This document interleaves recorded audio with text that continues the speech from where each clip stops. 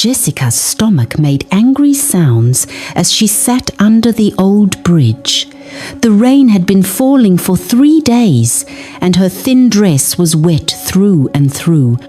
She was only 18 years old, but her eyes looked like an old woman's eyes, tired and full of pain. The cold concrete under her body felt like ice, but she had nowhere else to go.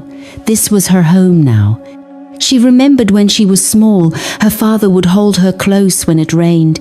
"Don't worry, my little star," he would say. "The rain will stop soon." But now, the rain in her heart never stopped. It had been raining inside her soul for 2 long years, ever since her father died. She pulled her knees to her chest and started to cry again. The tears mixed with the raindrops on her face, and nobody could tell where one ended and the other began. Jessica's mother had died the day she was born. Her father had told her this story many times. "Your mama wanted to see your face so badly," he would say with tears in his eyes. "She held you for just 1 minute before she went to heaven. She said you were the most beautiful baby in the world." Her father had been everything to Jessica. Her mother, her father, her best friend. He worked hard on their small farm, growing yams and cassava. Every morning, he would wake up before the sun and walk to the farm. Every evening, he would come home tired, but happy to see Jessica's face. They were poor, but they were happy together. But happiness does not last forever for some people. On that terrible day 2 years ago, her father was coming home from the farm when a big truck hit him. The driver was drunk and driving too fast. Her father died before the ambulance came. Jessica's world broke into 1,000,000 pieces that day. After her father's funeral, Jessica had nowhere to go. She was only 16 then, scared and alone. She remembered her father's brother, Uncle Kwame, who lived in the big house on the other side of town. Her father had always said that family helps family, so Jessica walked to Uncle Kwame's house with hope in her heart. She knocked on the big wooden door, her hands shaking. When Uncle Kwame opened it, he looked at her like she was a snake. "What do you want?"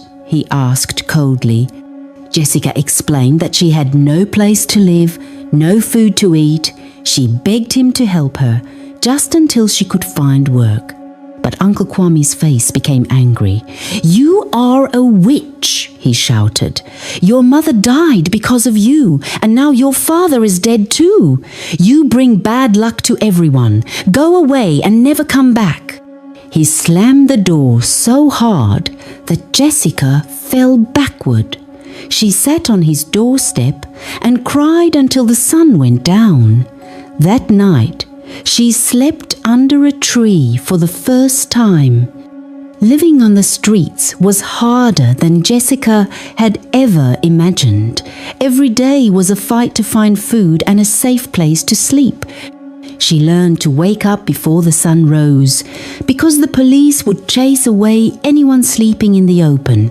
She learned which shops threw away food that was still good to eat. She learned to run fast when angry people shouted at her. The market women were the worst.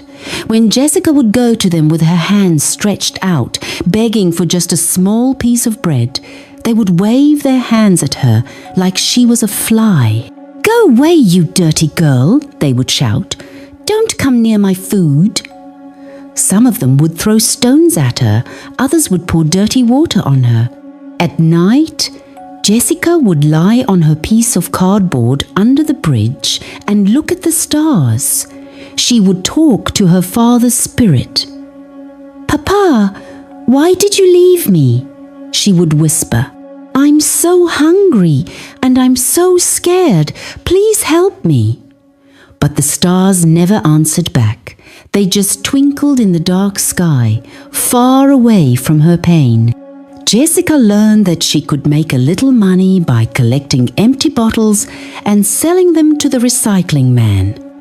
Every morning, she would walk through the streets with a big sack, looking for bottles that people had thrown away.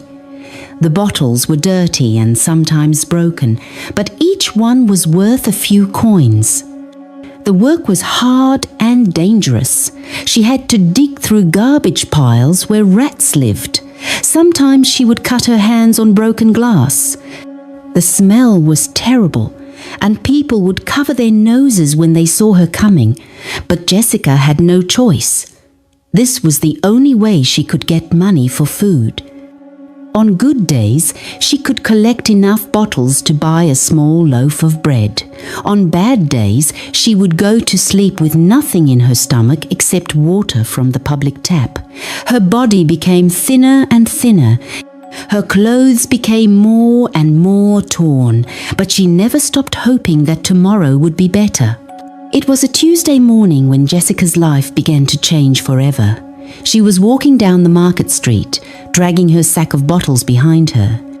The sack was almost full, and she was happy because it meant she could buy food today.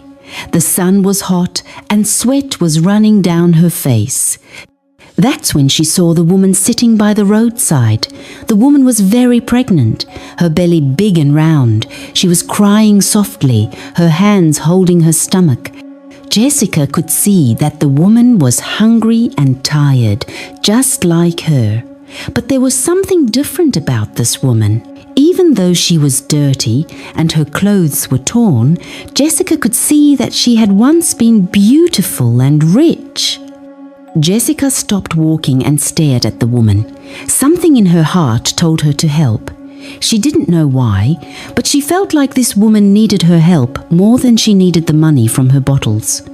Jessica had only 1,000 naira in her pocket, all the money she had in the world. But looking at the pregnant woman, she knew what she had to do.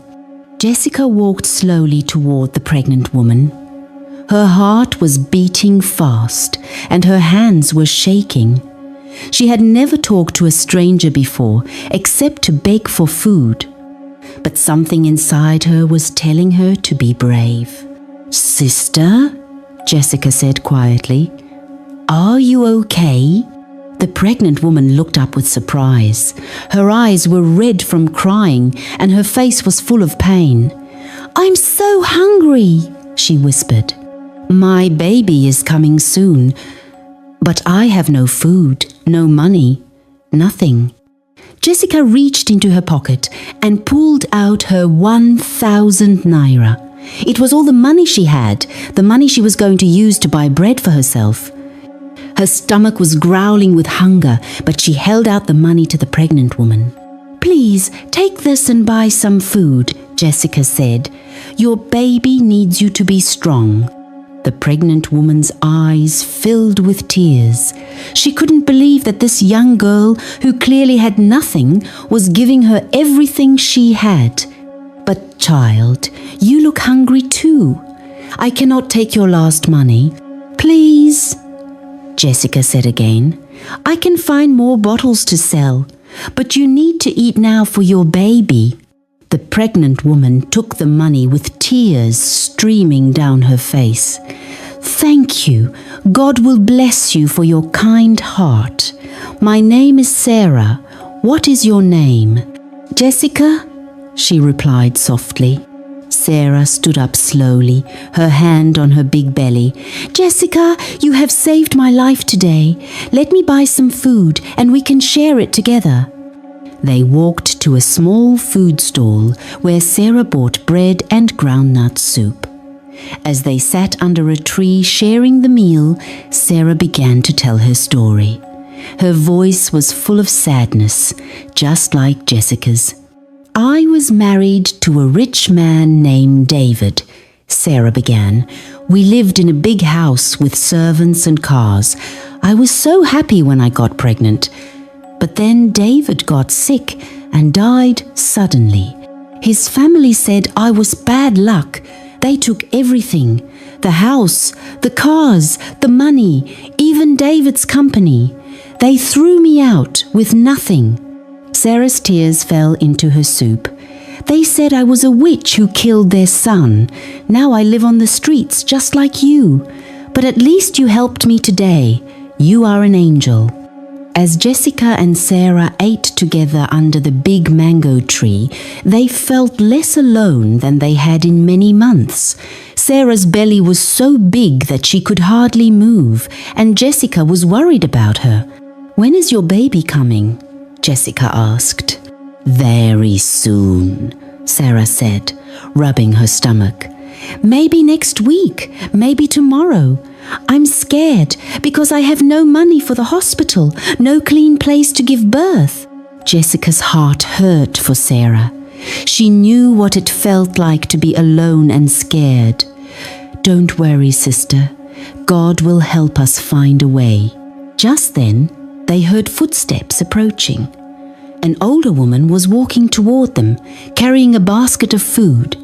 She was well dressed and looked kind. Both Jessica and Sarah became nervous. Rich people usually didn't like to see poor people sitting under trees.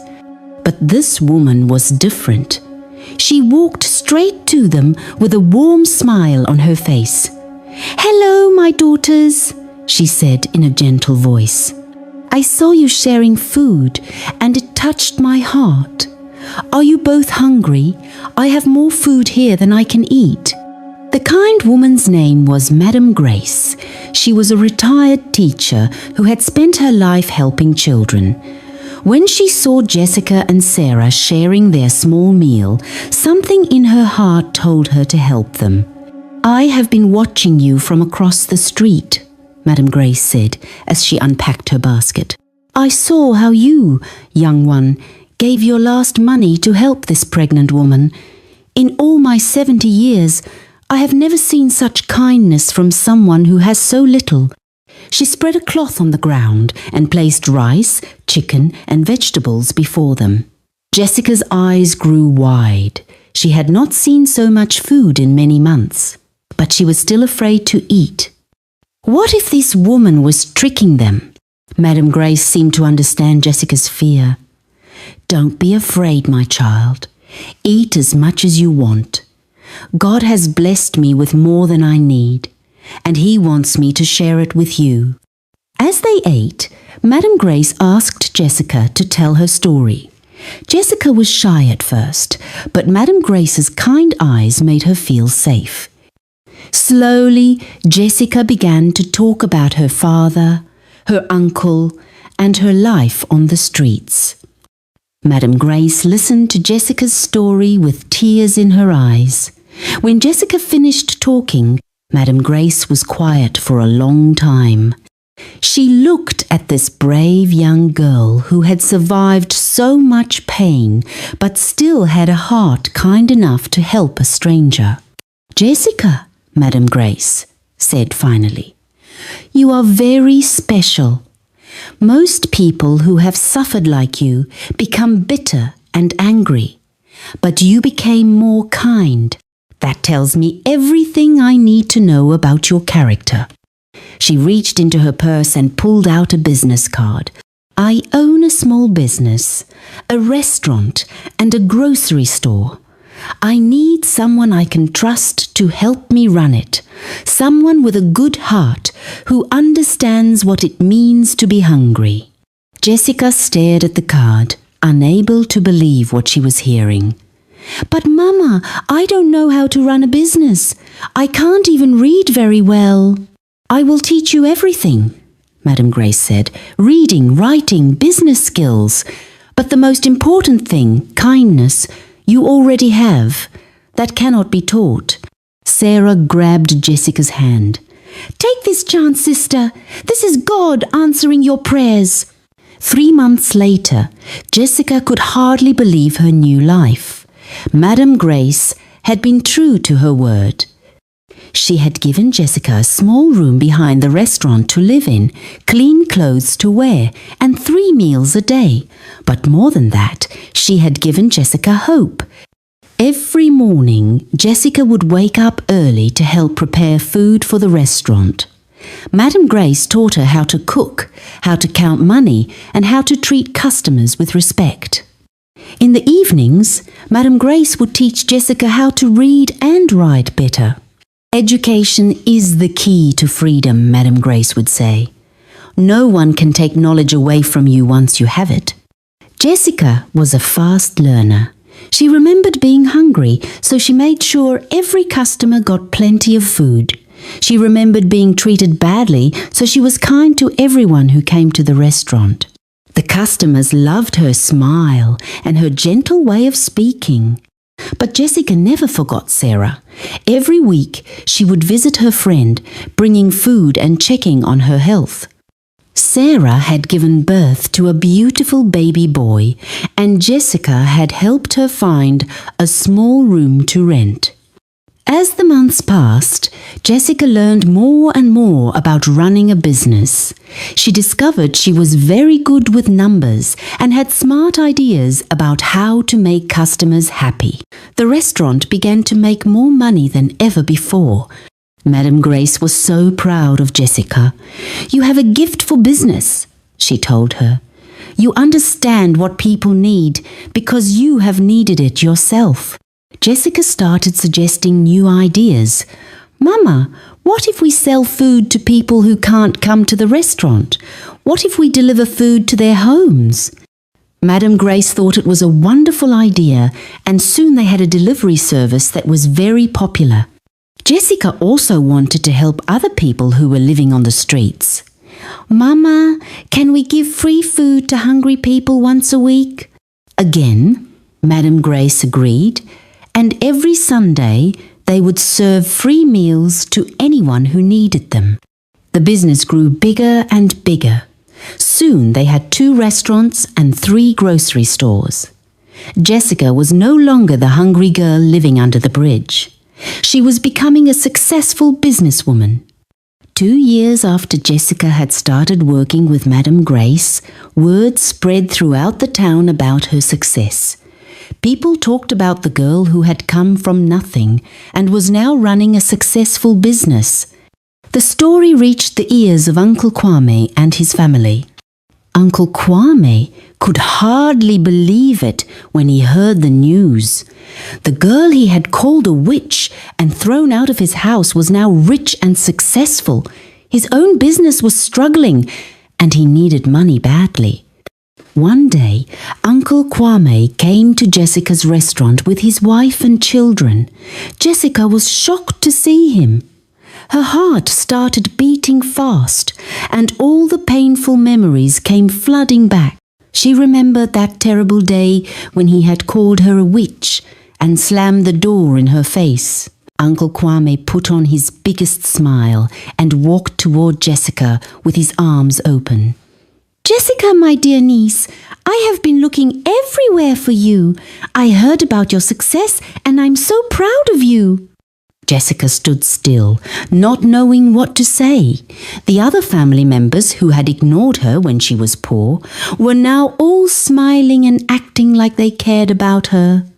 Jessica looked at Uncle Kwame and his family, and all the hurt from the past came rushing back. She remembered being 16, scared, and homeless, begging for help.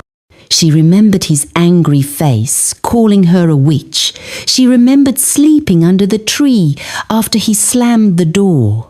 "Uncle Kwame," Jessica said quietly, "why are you here now?" Uncle Kwame's smile became even bigger. "I have always cared about you, my dear. I was just busy before, but now I want to help you with your business. We are family, after all." His wife stepped forward. "Yes, Jessica, we heard you need partners for your business. We have money to invest." Jessica felt anger rising in her chest, but she took a deep breath. Madame Grace had taught her that anger only hurts the person who carries it. "Uncle, do you remember what you said to me 2 years ago when I came to your house?" Uncle Kwame's smile faded a little. That was a difficult time. I was stressed about my own problems. I didn't mean those things." "You called me a witch," Jessica said, her voice becoming stronger. "You said I brought bad luck.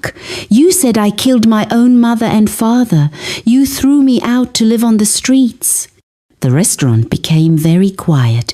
Other customers stopped eating to listen. Jessica stared at Uncle Kwame for a long moment. She could see the greed in his eyes, the fake smile on his face. She could see that he hadn't changed at all. He only wanted her money. But then Jessica thought about everything Madame Grace had taught her. She thought about Sarah and her baby, who were now living happily in a nice house that Jessica had helped them rent.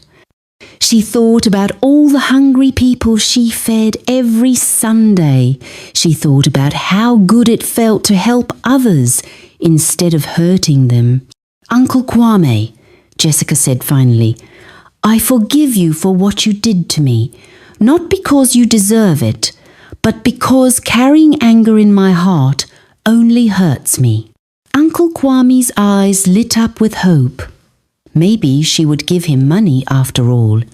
But Jessica continued, "However, forgiving you doesn't mean I will forget what you did. You showed me who you really are when I had nothing. You only care about me now because I have something you want." She walked closer to him, her voice calm but firm. "I will not give you any money. I will not make you my business partner. You had a chance to help family when family needed help, and you chose to be cruel instead." Uncle Kwame's face became red with anger when he realized Jessica would not give him money. "You ungrateful girl," he shouted. "I am your father's brother. You owe me respect." "Respect is earned, not demanded," Jessica replied calmly. "My father taught me that family is not just about blood. Family is about love, support, and kindness." She gestured toward Madame Grace, who had been watching from behind the counter. "This woman became my real family when she chose to help me. She didn't have to, but she did it anyway. That is what real family looks like." Sarah entered the restaurant at that moment, carrying her baby boy. She had come for her weekly visit with Jessica. When she saw the angry man shouting, she quickly understood what was happening. "Jessica," Sarah said, walking to stand beside her friend. "Is everything okay?" "Yes, sister," Jessica replied, putting her arm around Sarah. "These people were just leaving." Uncle Kwame looked around the restaurant and saw that everyone was staring at him with disapproval. He realized he had made a scene and embarrassed himself. With his fake family, he stormed out of the restaurant, muttering angry words under his breath. After Uncle Kwame left, Jessica felt lighter than she had in years. She had faced her past and chosen forgiveness over revenge, kindness over cruelty. Madame Grace came over and hugged her tightly. "I'm proud of you, my daughter," Madame Grace said. "You handled that with wisdom and grace." Jessica smiled and looked around her restaurant. It was full of happy customers eating good food. She had employees who depended on her for their jobs, and she treated them all fairly. Every Sunday, hungry people came for free meals, and she never turned anyone away. She thought about that day under the bridge when she had given her last 1,000 naira to Sarah. That single act of kindness had changed both of their lives forever. Sarah now worked as Jessica's assistant and was raising her son in a safe, comfortable home. "Madame Grace," Jessica said, "I want to do something special. I want to build a shelter for people who have nowhere to live, a place where they can stay safe, get food, and learn job skills." Madame Grace's eyes filled with tears of joy. "That's a beautiful idea, Jessica, but it will cost a lot of money. I know, Jessica said, but I remember what it felt like to have nowhere to go. If we can help even one person avoid sleeping under a bridge, it will be worth it. 1 year later, Jessica stood in front of a beautiful new building with a sign that read, Hope Shelter, a place for new beginnings. The shelter could house 50 people and had a kitchen, classrooms, and job training center. The opening day was emotional for Jessica. She watched as people who had been living on the streets walked through the doors with hope in their eyes. She saw mothers with children, old men with nowhere to go, and young people, like she had been, scared and alone but not willing to give up. Madame Grace stood beside her, now in her 70s, but still strong and kind. Look what you've built, my daughter. Your father would be so proud. Jessica's eyes filled with tears as she thought about her father. I hope so, Mama. I hope he can see that his little star is finally shining. Sarah approached with her 3-year-old son, who was now calling Jessica Auntie. The little boy ran to Jessica and hugged her legs. Auntie Jessica, this is a big house. Yes, little man, Jessica said, picking him up. This is a house where people come when they need help, just like your mama and I needed help. The first person to register at the shelter was a young girl about Jessica's age when she had been homeless. The girl's story was similar. Family had died, relatives had rejected her, and she had been living on the streets. 5 years had passed since that rainy day when Jessica had sat under the bridge with nothing but sadness in her heart. Now, at 23, she owned a chain of restaurants, had built 3 shelters, and had helped hundreds of people find jobs and homes. But the most important thing Jessica had learned was that true wealth was not measured in money. It was measured in the lives you touched, the people you helped, and the love you shared. Every morning, Jessica would wake up and remember her father's words. You are my little star. She finally understood what he meant. Stars shine brightest in the darkest sky, and her light had grown stronger through all her suffering. She still visited the bridge where she used to sleep, but now she came with food and blankets for others who had nowhere to go. She would sit with them and share her story, giving them hope that their lives could change too. Uncle Kwame had never returned to ask for help, but Jessica heard that his business had failed and he was struggling. She felt sad for him, not because of his situation, but because he had chosen greed over love, pride over kindness. On this particular morning, as Jessica stood in her office looking out at the city, she thought about how one small act of kindness had changed everything. Giving her last 1,000 naira to Sarah had been the seed that grew into everything good in her life. She smiled and whispered to the sky, "Thank you, Papa. Thank you for teaching me that even when we have nothing, we can still give love. That's the greatest wealth of all." And somewhere in the morning breeze, Jessica could swear she heard her father's voice saying, "Keep shining, my little star. Keep shining, keep shining."